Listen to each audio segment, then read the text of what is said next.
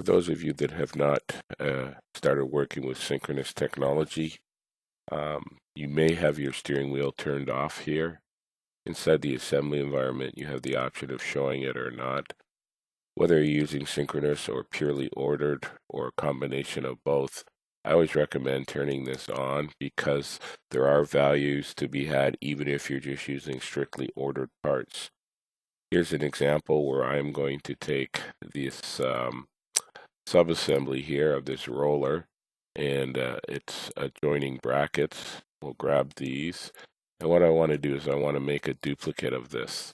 So I'm going to go up and select the copy option on the command bar or the command window, and I'm going to position the origin of the steering wheel at the start point from which I want to remove, or sorry, move, not remove.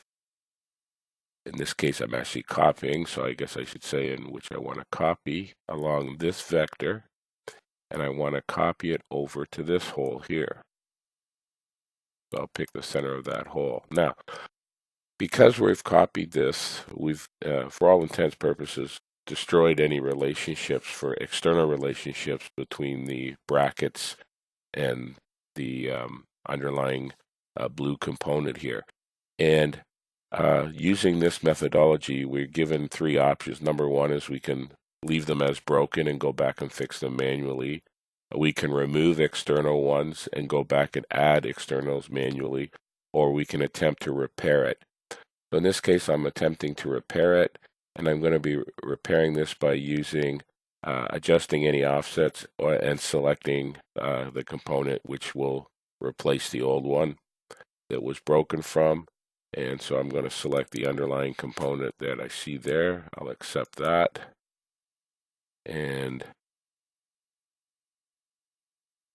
let's get a front view here, or the ISO view.